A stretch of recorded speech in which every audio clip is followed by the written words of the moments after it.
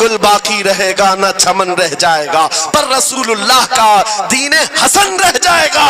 سب فنا ہو جائیں گے کافی وہ، لیکن حشر تک نام حضرت کا زبانوں پر چلن رہ جائے گا۔ پھانسی کے پھنجے پر چڑھ گئے، کوئی تکلیف نہیں، کوئی درد نہیں، پیشانی پر کوئی شکن نہیں۔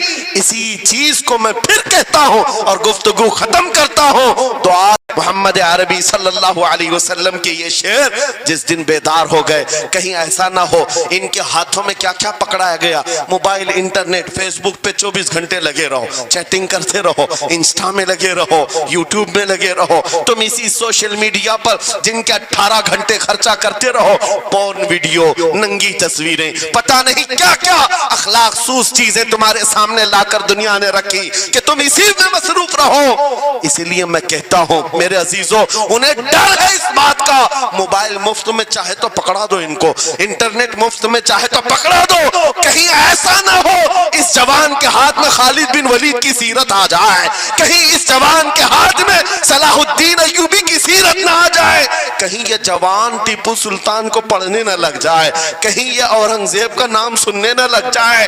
اسی لیے مار مار کر کے اس طرف سے چہرہ موڑ دیا گیا ہے۔ عزیزان گرامی وقار، وہ ہزار موڑے، میں انشاءاللہ یہ بات ضرور کہوں گا آپ کو، پھر میں کہتا ہوں میں نے تو مثال میں 4 نام لیے اور ایسے نام لیے ہیں کہ پتہ نہیں اورنگزیب کا نام لیتے ہیں تو لوگوں کو تکلیف ہونے لگتی، آج ہوتی ہے نا۔ مجھے سمجھ میں نہیں آتا اورنگزیب کیسے مارا تھا، اتنے سال تک درد کر رہا ہے، کیا کیا تھا تم نے، ابھی تک درد جا نہیں رہا ہے۔ میں آپ کو اس لیے بتا رہا ہوں اے نوجوانوں کہ کہاں تم چوہوں کی سیرت پڑھنے لگ گئے، تمہیں نبی پاک کے شیروں کی سیرت پڑھنی چاہیے۔ سبحان اللہ، سبحان۔ جب آدمی بزدلوں کے پیچھے بھاگتا ہے تو بزدل ہوتا ہے۔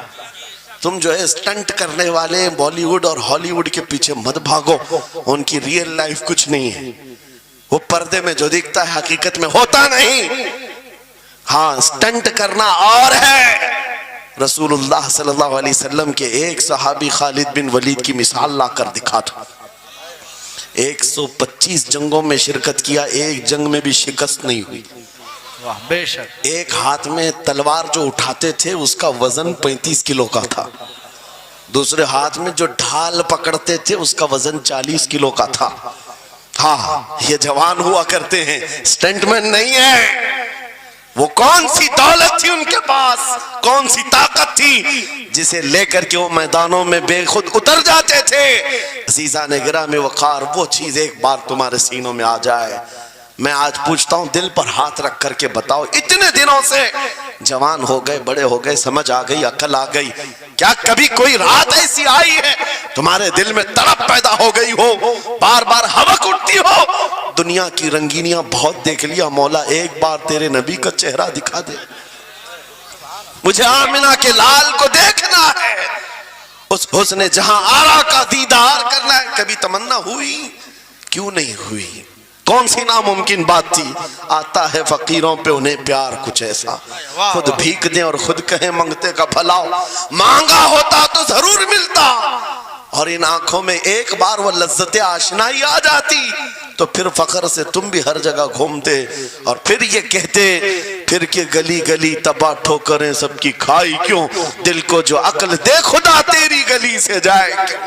جن کو لذت آشنائی مل گئی تھی وہ کہتے تھے، یہ حضور پاک صلی اللہ تعالیٰ علیہ وسلم کی آشنائی کی لذت جسے ملی وہ پھر یہ کہتا ہے میں گدا ہوں اپنے کریم کا، میرا دین پا رہے نہ نہیں، اور مانگنا بھی ہو ادھر ادھر نہیں مانگتا۔ آج بی جے پی کی حکومت چل رہی، یہاں سے کچھ لے لے، کل کانگریس آ جائے گی وہاں سے کچھ لے لے۔ غلام رسول بی جے پی کانگریس کے بیچ میں نہیں گھومتا پھرتا، اس کا مسلک یہ ہوتا ہے، اس کا مسلک صرف یہ ہوتا ہے کر کے تمہارے گناہ مانگے تمہاری پناہ، تم کہو دامن میں آ تم پہ کروڑوں درود، یا رسول اللہ آنکھ عطا کیجئے اس میں ضیاء دیجئے، جلوہ قریب آ گیا تم پہ کروڑوں درود، درد ہو تو بھی یہ کہے شافی و نافی ہو تم، وافی و کافی ہو تم، درد کو کر دو دوا تم پہ کروڑوں درود۔ یہ بات وہ بندہ کہتا ہے جسے لذت آشنائی ملی ہے، نبی پاک صلی اللہ تعالیٰ علیہ وسلم کی محبت میں فنا ہو۔ میں ایک بات بتاتا ہوں، حضرت جنید بغدادی رضی اللہ تعالیٰ عنہ کے دور میں ایک بڑا مسئلہ پیش آیا تھا. ایک آرٹسٹ آیا تھا، ایک مصور جو تصویریں نکالتا تھا، جو اس کمال یہ رکھتا تھا کہ اس کو جیسے آرڈر دیا جائے ویسی تصویر نکالتا. یعنی کوئی سامنے بیٹھ کر کے بتائے میرا محبوب ایسا تھا ویسا تھا، وہ اس کی سن کر کے تصویر نکالتا. صرف اس کو حلیہ بتاؤ تصویر نکالتا. اس کا کمال تھا. لوگ اپنے اپنے محبوبوں کی محبوباؤں کی تصویریں نکالتے، اور جب اس کے گھر کے پاس بھیڑ لگی تھی، اسی بھیڑ میں جنید بغدادی بھی تشریف لا. سید الطائفہ ہیں، ولیوں کے سردار ہیں اپنے زمانے.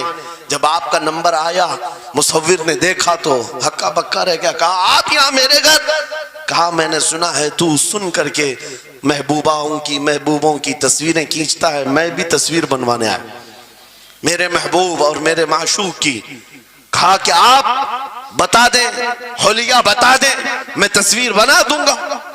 آپ نے کہا میرے محبوب کا حلیہ سنو. مکھ چند بدر شاشانی ہے، ماتھے چمکے لٹھ نورانی ہے، کالی زلف تے آنکھ مستانی ہے، مخمور اکھیں مد بھریاں. یہ حضور پاک صلی اللہ علیہ وسلم کا نقشہ کھینچ رہے تھے. مصور نے کہا رکو، یہ تصویر میرے پاس پہلے سے رکھی ہے. کہا کہ تمہارے پاس پہلے سے لوگ آرڈر دیتے پھر بنواتے.